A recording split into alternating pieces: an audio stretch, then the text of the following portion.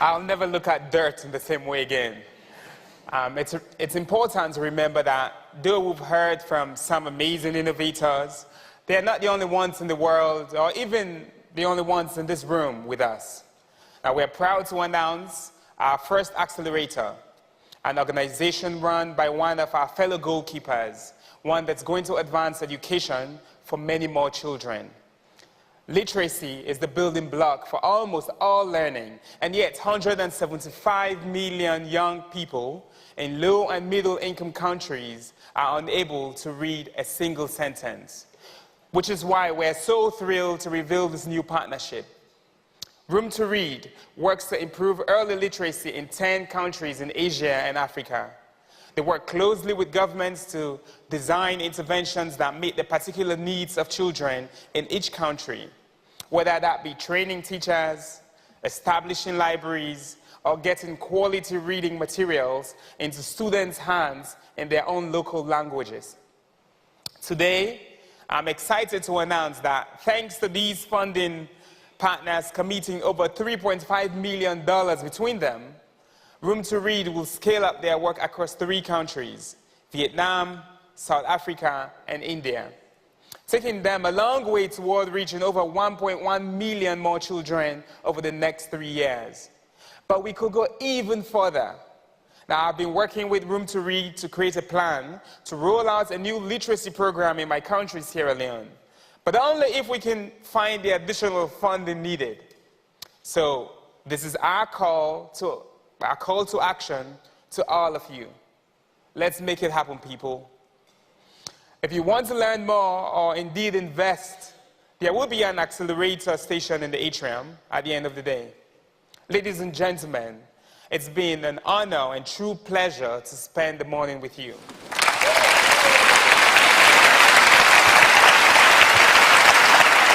Wow, please come. Thank you, Bill. That was fascinating.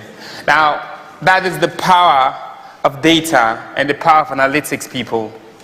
You see, we need to drive our policies and innovations with data to ensure that this third wave of poverty reduction is sustainable and leaves our planet more resilient.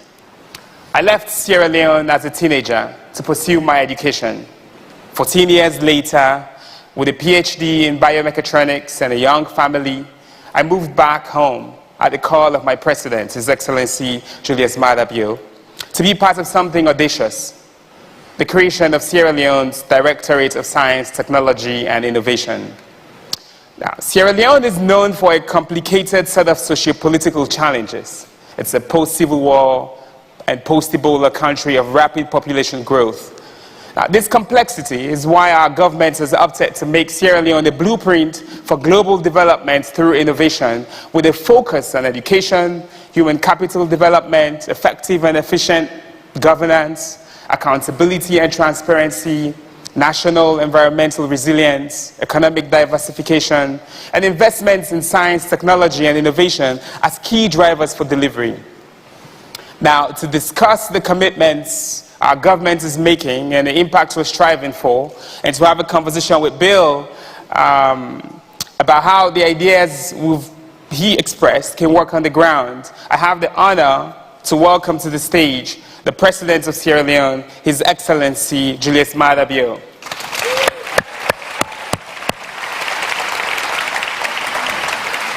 Welcome. Welcome. How are you?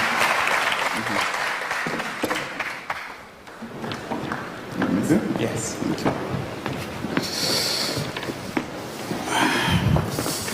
President Bio, welcome. Thank you. You've heard Bill's remarks, and as the president of Sierra Leone, where about 65% of the population are under 30, maternal and child mortality numbers need real improvement, and the population is growing very quickly. What are you doing to make the country healthier and better educated? Thank you very much. I want to use this opportunity to extend to everyone here greetings from Sierra Leone.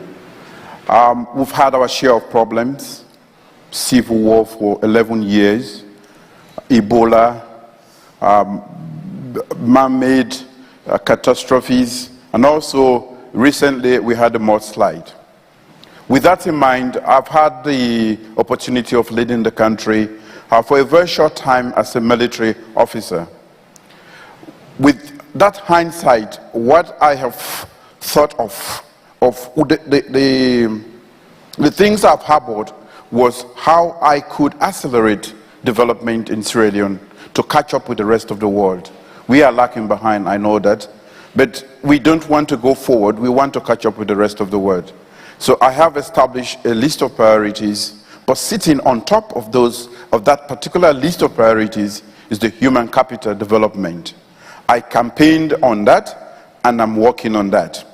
I am an example of human capital development and how it impacts development. I come from a village of less than 300 people. I didn't have shoes to go to school. I hardly had a chair to sit on at school.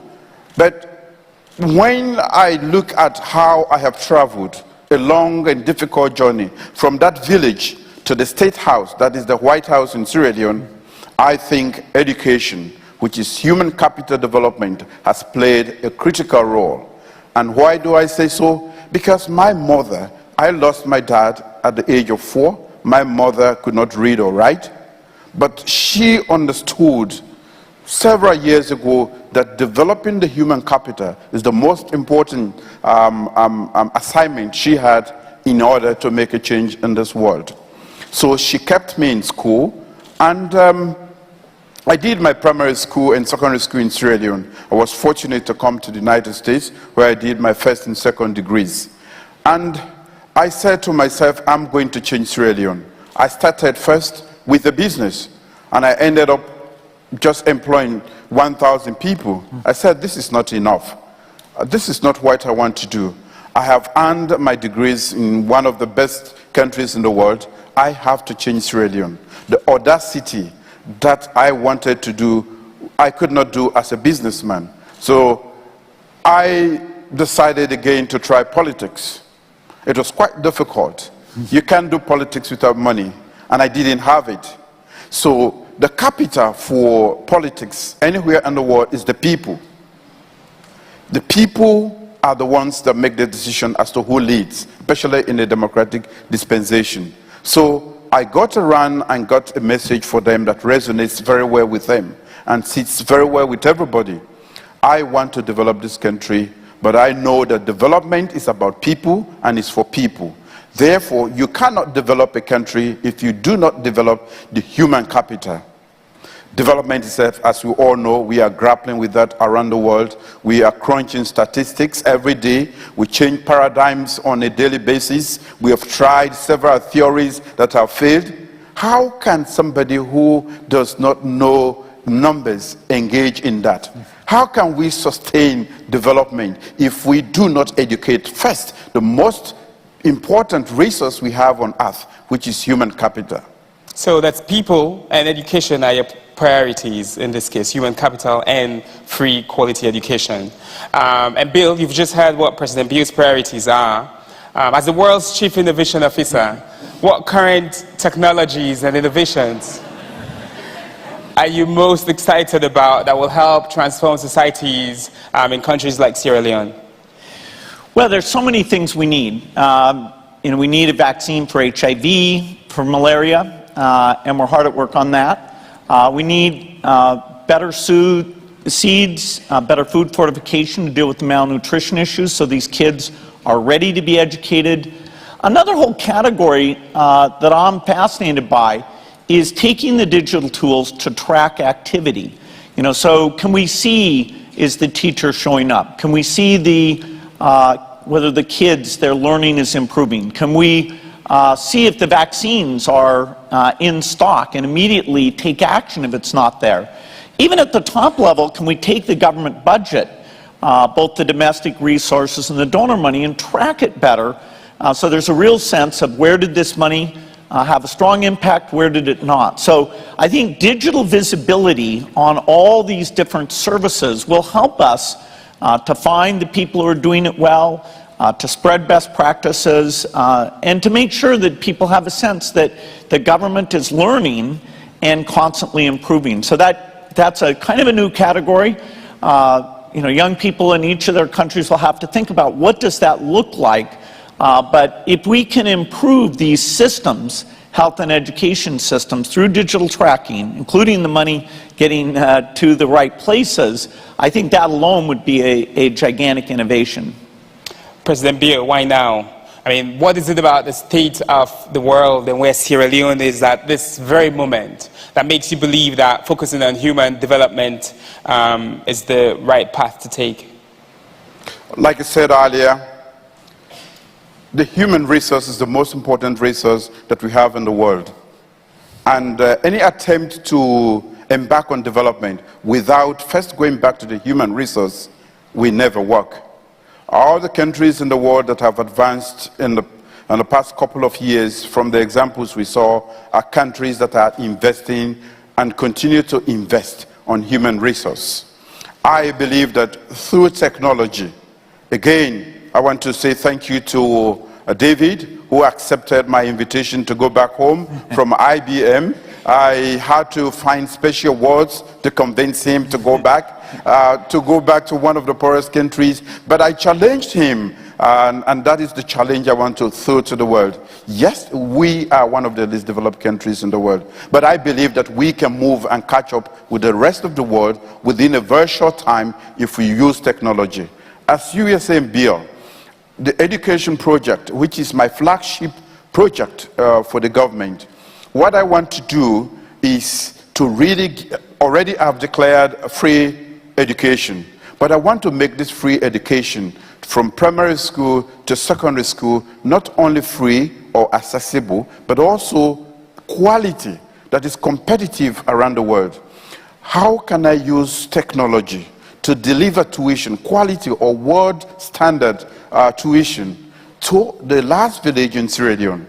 We have started the process, but we need the technological infrastructure to be able to deliver quality. I believe that the last boy or girl in the village getting the same quality tuition like those in the United States can perform very well.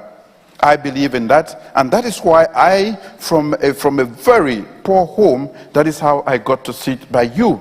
And I believe that we can move a lot of other people. Why free education? People are so poor that they cannot afford up to $20 a year to pay for their kids. So a lot of kids are dropping out of school. We do not have the wherewithal, but I have challenged the nation, and we have started the process. This year, every child going to a government-assisted school is doing so freely, and we are providing not only tuition, but also textbooks, uniforms, and providing nutrition so that that can keep them in school. So I truly believe that we can do the quantum leap to catch up with all of you if we use technology as a tool. And that is why I established first the Directorate of Science, Technology, and Innovation. We want to innovate Sierra Leone to catch up with the rest of the world, so that we can be part of the world community. Thank you.